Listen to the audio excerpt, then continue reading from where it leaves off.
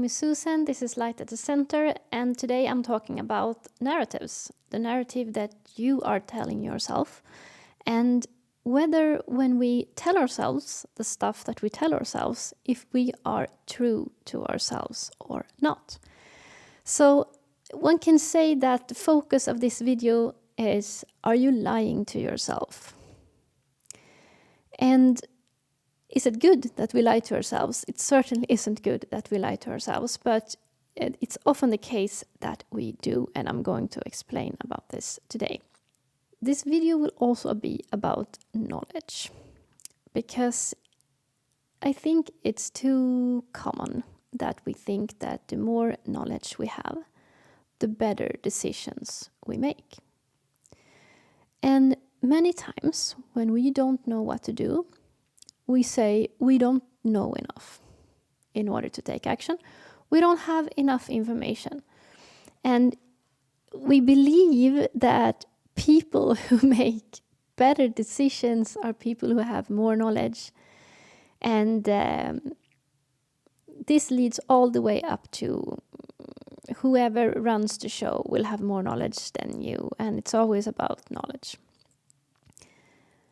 I'm going to counterfeit that today.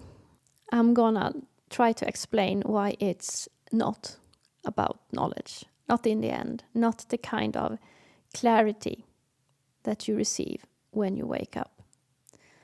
There you receive a complete other set of knowledge. Like if I try to, I use my sight, I don't read in a book, I read energies. And when you read energies, it's like you see the structure of life. You see something that is not interpreted by anyone's will or wishes. You just see the harmony or the disharmony. But regardless on how we acquire knowledge, it doesn't matter if we are still lying to ourselves. Then we will censor our knowledge. Then we will manipulate the knowledge and the information. This is a very important video. And my guess is that this will lead to a lot of soul searching for everyone listening. And it is a really necessary step in the process of waking up. So let's not waste any more time.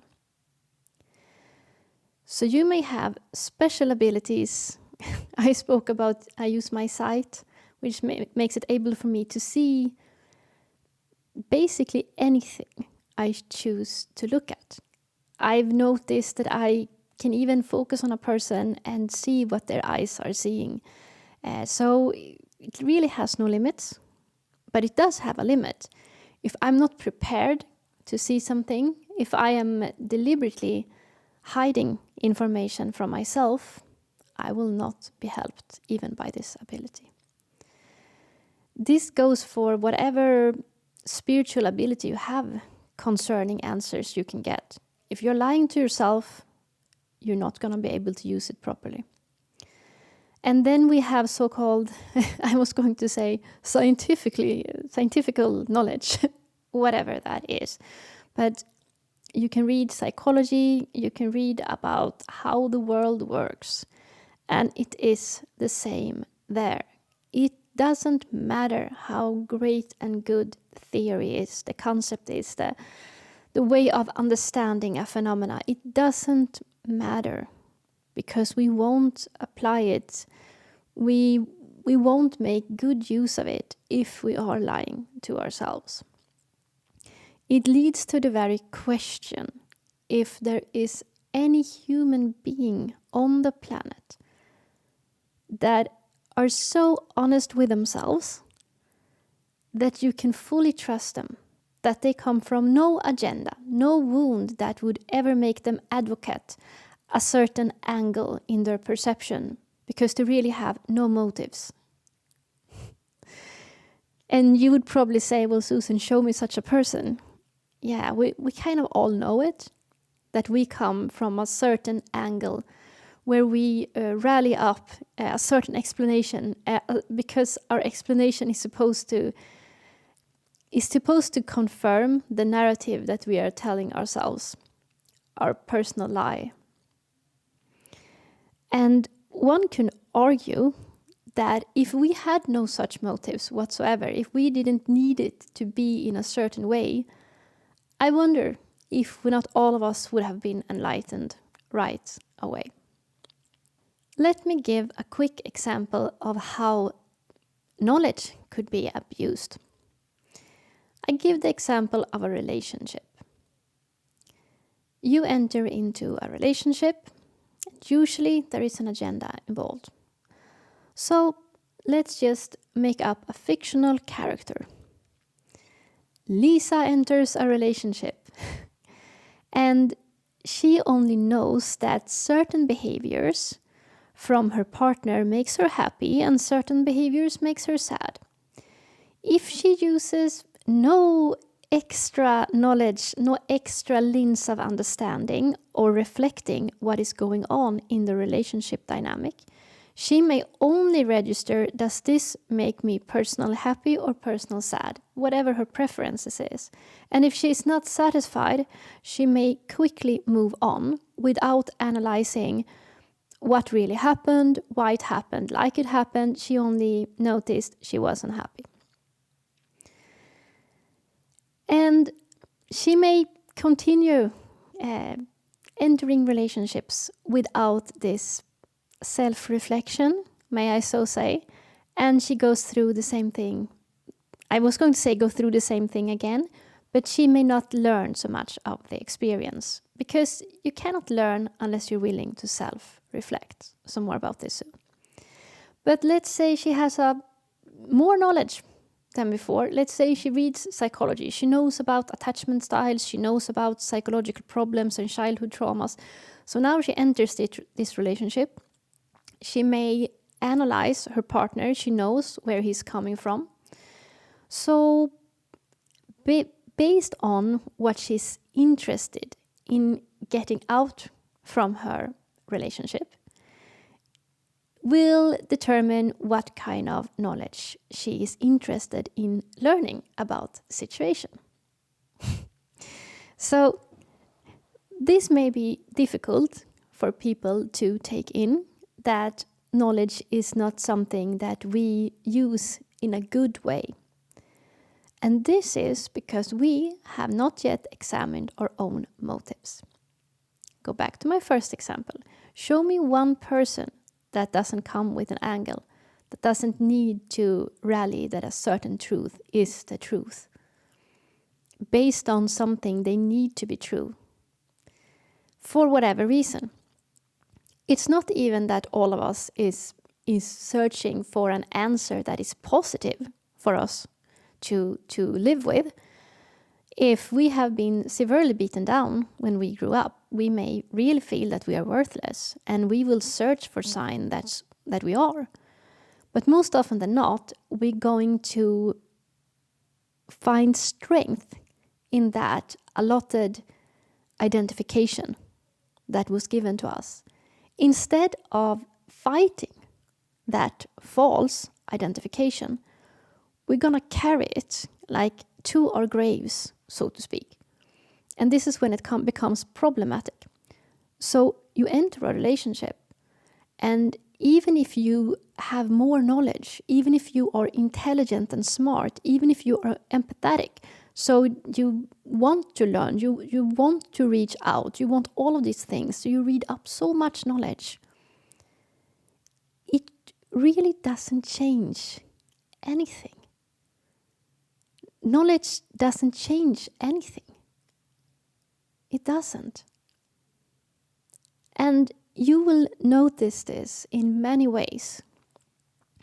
You will notice this, that if you're in a problematic relationship and you start reading up on what is the problem, and you find there are psychological disorders, there are different factors that is probably affecting why people are behaving like they do, it's still not going to satisfy you. If you want to, for example, stay with a person, even if they are treating you bad, it says something not about the situation that I'm so well read in, so I should stick with it. It says something about you. In the first example with Lisa, who just said, I'm not happy, I'm gonna leave, she wasn't interested in an explanation. This fictional Lisa character, she wasn't interested in why the guy behaved as he does. She was only interested in being satisfied at the moment. And if he couldn't give her that, she was well prepared to move on. So if someone would have said, I think you can fix this relationship if you only learn about this and this and this, she's not interested. But if she would have wanted to stay, she would have read all this so-called knowledge in order for the relationship to survive. But the sad part is that I don't think it would have changed the relationship anything, because Lisa in this case had not been analyzing her own motivations for being in this relationship. Because our default version is to think that we ourselves are good. We don't identify ourselves as bad in any way or shape or form. Everyone believes they are good, and that's the problem when we are not examining our motives. I joked about this, but in previous lifetimes, I never identified myself as evil. I was always the good character. And then the funny thing happened when I happened to be born on both sides of a warring party that had been having their fights for a long time. And this kind of realization that, but I am good. No, I am good. Why, if we are both are good, are we fighting with each other? No one identifies as evil.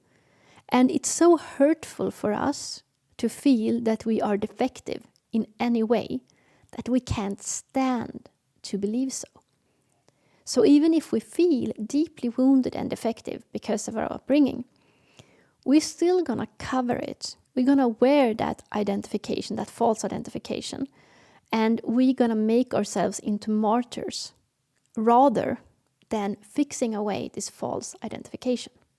So when Lisa is in this relationship, she is not examining why she is in this relationship, or rather what she wants from this relationship. But she's definitely pursuing some needs we all do. And when we are pursuing needs that we want met, we don't necessarily give any consideration to the other person involved. This goes for whatever false identification we come with. We may project to the other person that they are weak, that they are a perpetrator, that they are selfish, that whatever. We don't see clearly because we are lying to ourselves. And I'm going to dissect this. So no matter what amount of knowledge you pour into your mind, no matter how intelligent you are, no matter how smart you are, it really doesn't matter. And you can have spiritual knowledge. Oh, not only have I read psychology and stuff, I have spiritual knowledge, I have so much knowledge now. That is still going to be hijacked by your internal motive and agenda. So whether you are channeling or you are medium, and whatever you are doing, and even if you perceive that people are soulmates, they meet for a certain purpose, it doesn't matter your level of understanding. It's never gonna be better than your so-called basic lowest motivation for doing anything. So this is where knowledge comes to a fault, and that goes in whatever area we are applying knowledge. If you look at something I think is very, very, very, very, very sad with companies, and you have this, you may be very good at giving advice, you may work as a freelancer, or you're self-employed and you offer your services, and you're gonna notice that it's easier to offer your services to companies for tax reasons and stuff. And there, you still want to help people, but they have a clear motive in the companies. If you're going to do work on our employees, we want you to make them better workers. So you're basically asked to manipulate them in order to become better workers. Not what is best for them, but what is best for the company. So everyone has an agenda, and knowledge is tortured in order to, I was going to say, manipulate people. We all heard how different science reports can be manipulated, how facts can be manipulated. And I certainly was in the university and also did research. And yes, it's very easy. It's not like it is a foolproof system where you get absolute truth. They're human beings. You're going to have a motive with what you're researching. You're going to select what kind of pieces of evidence that's going to support your theory and your claim. No one has like the facet. No one has, this book that tells me all the definite answers so I can see if I'm right or wrong. There is no such thing. You can't reach any person on the planet who is going to tell you the absolute truth, because no one have access to it. No one knows. They only gonna tell what is most comfortable for them to perceive is the truth. And that is the truth. Therefore, we only have ourselves in our journey when we are waking up. And I can't stress this enough. I'm going to do more videos about who you are and how you can find yourself. And yourself is not a definite object. It is a thing that grows by your actions and how you reflect on your actions, but it's not a definite thing. So how could someone give you a false identification and say you are this forever? That is clearly not the case. It's clearly not true. Anyways, so what I'm saying is that knowledge, even if it's real, is abused. You can have 2 and 2 is 4, and that's absolute knowledge, and it's difficult to tamper with. But you're still going to be able to squeeze it in and make it be something that it's not in order to serve a purpose. So if I stated that knowledge won't help us, so never mind knowledge. Back to Lisa's first response. Do I like this, what I'm experiencing or not? No, I don't. And I'm not interested in changing myself. She would probably advance as a human being if she started to reflect in a relationship. Because if you would conceive of that person, I don't like what's going on here, bye-bye, I'm off. This is probably a person who is not safe with people approaching her, I would assume. This doesn't feel good for me, and I'm not interested in going deeper into this. I'm not interested in hearing the other person out. I'm just gonna leave. This is how I want to be treated, and if you can't do that, I'm off. And how we want to be treated is usually something with safe distance to our true selves, so we can continue to live in our bubble of whatever. If we want to grow as a human being, and what is spiritual development? Apart from you growing as a person, you don't have to call it spiritual development. You can just call it developing. And it's not even developing as much as peeling off what is bullshit, what is not true. Once you peeled off what is not true, you actually gonna discover you and your whole living system, which is not a fixed thing, by the way. So we're actually peeling off definitions here, not doing it too complicated, but growing up or becoming you is actually uncomplicated. Lying to yourself is complicated.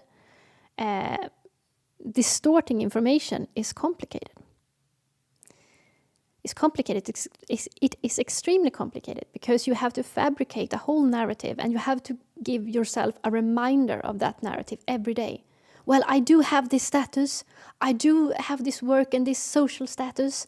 I am this person. I do have this knowledge. I have been doing good things in my life. It's like you have to reinforce it because it's obviously not a natural statement. It's very obviously not natural you. And you have to keep it up because you imagine that everyone else is keeping up their narratives. Just look how happy everyone are on Facebook or whatever, Insta. Even when people are trying to say that they are genuine and make that their thing, it's like even that can be a role, even that can be a protection. Who are you without any protection? Without any protection at all. Who are you? Who are you? We don't want to go there. We don't want to go there. So we rather have an identification, any identification, so we don't have to be alone. That is basically what identification is protecting ourselves from. So I rather take the scapegoat identification, shitty identification of scapegoat, than being nothing. Because nothing scares me more. If the only person who ever seen me was an abuser, who called me abusive things and made me feel like shit about myself, at least I am seen, at least I have an identification. But if no one is seeing me, am I then nothing? Because no one is seeing me and giving me a role, an identification, am I nothing then? What would you like to be? What would you like to see yourself as? But even that question is dangerous because you may still be tempted to jump into a role and definition and identity about yourself that other people could see and that you could participate and play. So, when we start this self-reflection process, we have to do certain things we find very difficult. First of all, we have to admit that we are not naturally good and neutral towards our surroundings. So in the beginning, before we are willing to admit that, we think that we are self-righteous and that we are good, and if we don't feel well, it means that someone has wronged us. So in the case then of Lisa, if she stays in the relationship, if she uses knowledge in the relationship, there is the huge risk that she will manipulate this for her own benefit, that she will use it as manipulation. She will probably try to control the relationship. She will try to control the situation and perhaps use knowledge as leverage to dominate a person that she before didn't have any control over. Can you do any reflection on this? How do you try to control the other person in a relationship? And once you start this soul searching, you might be terrified at what you find out. If you use guilt as leverage, or as I said, knowledge, experts as leverage, social pressure as leverage, or if you even withdraw, if that gives you a sense of control over the other person, if that person is pursuing you, you can just withdraw, and then you are also in control. Problem is that we even are participating in this game. That's the first problem. That in itself means we are lying to ourselves. And we are lying to ourselves because there is a rather horrible saying, if you want power over other people, and it says, lie to other people, but don't lie towards yourself. And when we hear that sentence, it sounds extremely offensive and horrific. It would basically imply, understand that you want to control and you have a certain agenda. Understand your agenda and be prepared to manipulate the other person in order to achieve your goal. So the first step is to say, no, thank you. I don't want to be that person. I don't want to, because if I don't understand that I come from an agenda, I still gonna be an evil person manipulating other people, controlling and dominating them by any sort of means. It doesn't matter what my narrative is. You can be a victim and have control over others. So if we know we don't want to manipulate others, and we start to be honest with our own motives, and if we are not evil, so we are honest with our own motives, and we still manipulate other people, because then it's really bad, then there's only one choice left. We become honest with our own motives, with our own agenda, and then we are honest to others about it. And now some of you may say, but what is my motive and agenda? Why would I have some kind of evil agenda in every situation I conduct myself? Yes, because this does not only happen in relationships, it's happening in every relationship. And relationships is how we act with the outside world. It's not possible really to do anything, right, if there aren't relationships involved in some way or form, whether it's your workplace or friends or whatever, network. So why do you have an agenda?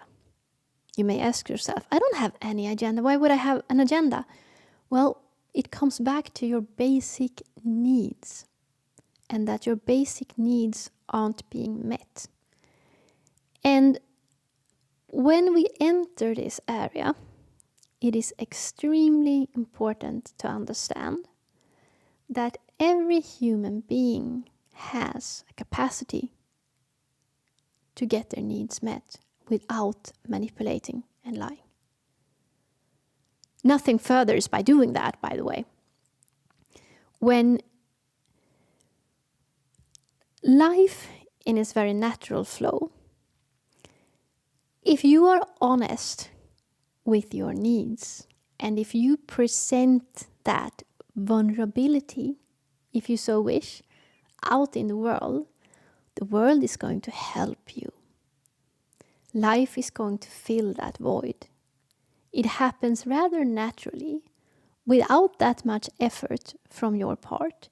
You're naturally going to attract friends who will want to help you, and it's just like you're going to be helped.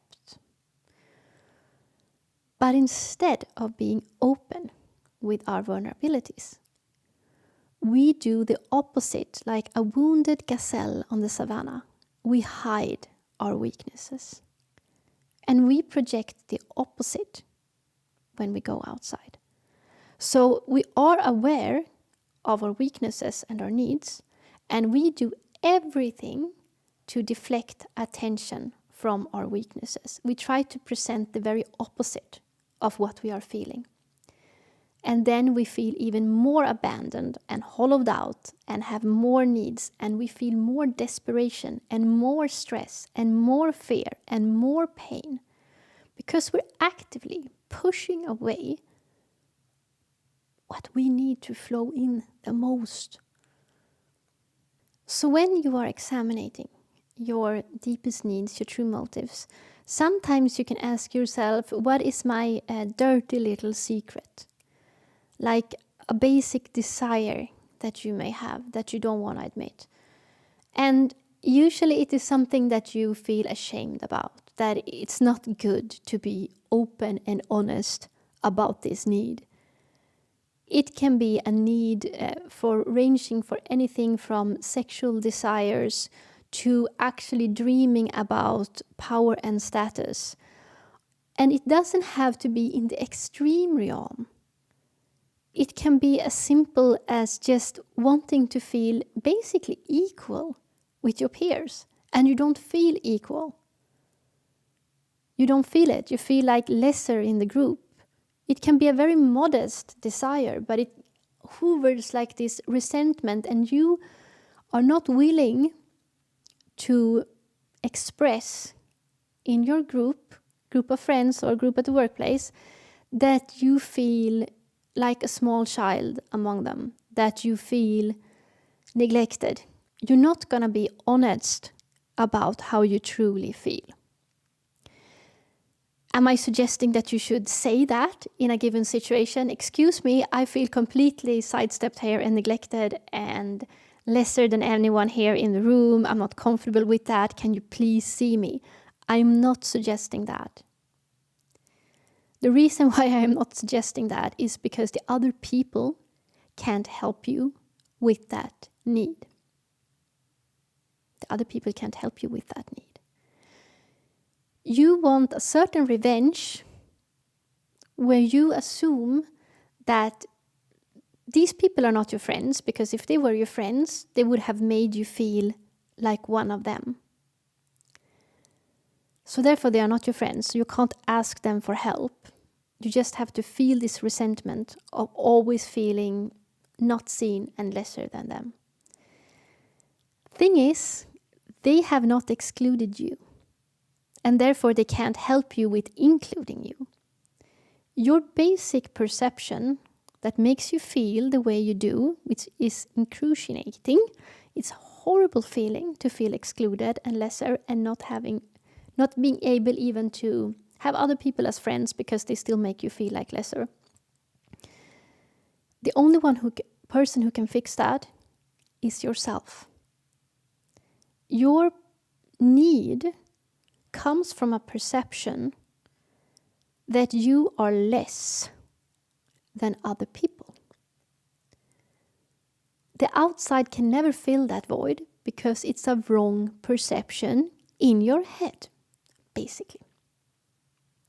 What needs to be fixed is how you view yourself. This needs self-reflection, and it needs an harmonic, correct assessment of yourself. Once that is fixed, you're going to perceive people on the outside completely different. If we don't self-reflect, we're just going to keep this feeling of feeling lesser. We're going to acquire knowledge. Many times we may go to a psychologist, we may read books, we might try to educate ourselves on why do I feeling like this and how can I fix it? What is the problem with that? We are trying to get knowledge about how we can raise our self-image to be more self-confident amongst other people. It's like we are acknowledging that we are lesser than people. And how can I compensate in order to feel at least somewhat the same as other people? So you're even going to see some people compensating so that they pretend to be better than other people because they are compensating. They still feel this hollow lack inside, but they try to cover it up so that they can feel that they are getting recognition from others, that others can't ignore them anymore. Whether you exercise too much or you reach a high job position, you do something. Or if you take the clothes of a victim and demand attention because of what you have been through, whatever it is, where you try to attract attention from others. And how do you know that this is what you're doing? You know you are doing this when you are not taking in the other people. Your focus is not to feel them or what is happening with them. Your focus is on how they view you. This is often a sign when you try to make other people fill that void within you. So the solution here is not to try to fix something that isn't broken. The trick here is to understand that nothing is broken. Nothing is broken with you. It's a stack of lies that have made you feel in a certain way about yourself. It's not accurate more than it is a perception. So how these perceptions within you is formed, there are many theories about that. Just in childhood, you could easily track them of how they came about. You can just go back in your memory and you imagine that you didn't have this lack. Can you see how people around you is acknowledging you for your full self? That they're happy about your full self? Usually you can't, because it never took place. And that is why you feel as shitty as you do, because no one ever allowed or acknowledged you to be in any other state. They didn't allow you to be whole. because they weren't whole. So why would they allow you to be so? You should be defective as me. And sometimes we regress ourselves in order to participate in a relationship with someone who can't be fully themselves. We adapt to the dysfunctional situation in order to create a relation. But now is now. Past is in a certain way gone, but past is still controlling us in the way that if we pretend that nothing is wrong with us, we are going to do ourselves a disservice, and we're actually also going to be mean towards our surroundings. So the first step is to acknowledging what you want and what you feel. And these things are different because your dirty little secrets, your desires, your wants that you want to hide towards so other people will not see them because you are not that proud about them. They are not your actual needs. They are just a consequence of your unmet needs, you feel unsafe within you, because unmet needs leads to unsafety. They are just a compensation for that. So those dirty little secrets, whatever, they'll go away when you are allowed to feel normal again. They will actually go away. They are perversions, and they are just a consequence of unmet needs. What you want to find when you self-reflect, when you get into a relationship with yourself, what you want to find is your actual basic needs. Basic needs as having a trusted relationship. Basic needs as being seen and heard and acknowledged for who you are. For who you are. These are the honesty. So just penetrate all the other layers, doesn't matter. What you're trying to cover up with yourself is your actual naked, wounded needs. And it is okay now for you to acknowledge them. If you can stay present with those, you aren't attacking yourself anymore. Covering them up is a sort of attacking yourself. If you acknowledge them, you're finally giving yourself love. You don't have to have the solution yet. You have to just start acknowledging them. And you're not attacking anyone else either. You are non-harmful to other people now. You're naked in your own needs. This will actually disarm so many people around you. Because people who are themselves being projecting onto others or attacking others, it's easier for them to do that if you are projecting and attacking yourselves as well. Because then I'm shooting at you and you're shooting at me. So it's fair game. But if someone is not participating in that, it makes it very difficult for the other person to continue as well. And now you have actually started to wake up. This is actually what waking up means. You can't wake up if you are still lying to yourself. And what advice and what can you do in this world in terms of progressing your own life if you are lying to yourself? You can't do anything. And many people, they just want to ignore that. Oh, this is something that is probably problematic. I'm just going to shut it down, not acknowledging it. And I'm going to live from here up. And I'm going to pursue things. And if I stop pursuing it, I feel a bit hollow. I feel a bit empty.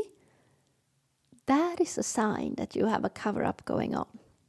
Because you wouldn't feel empty unless you were covering something up, ignoring some very, very important parts of yourself.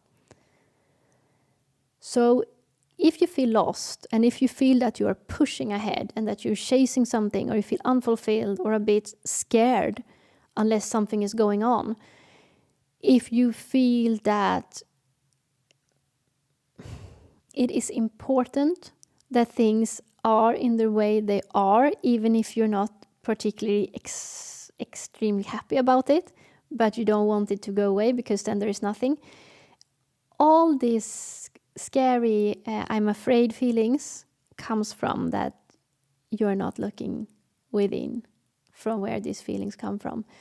Because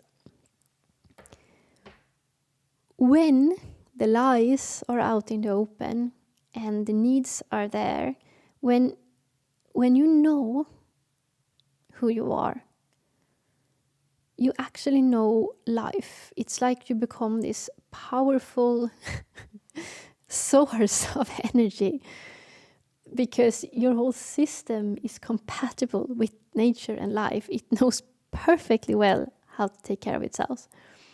But it is the stacked lies that is told about you, that you are defective, that you are evil, that you wear guilt, that you've done something wrong. Especially this, you have done something wrong. It's eating you up inside. It's controlling your life. If you can get hold on that, it is like you are waking up. You enter into now, the now. And so many people live in the past. We live in the past when we are living in an agenda. I'm going to talk more about this in the next video. I'm not going to dwell further into it now. This is already far long enough. So let's end it with that. And I hope this has given you a lot to contemplate about, that it will lead to something very, very, very good for you. Because we are now in times when the outside will be very confusing, when so many things will crumble apart.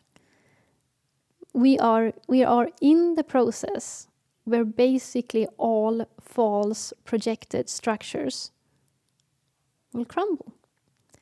It will no longer be possible to uphold them. So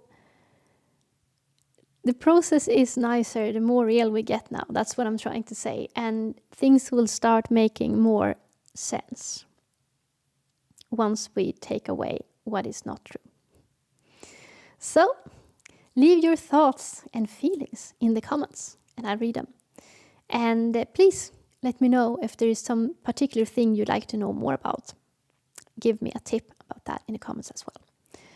So I wish you a very good day or evening whenever you're watching this, and see you again soon.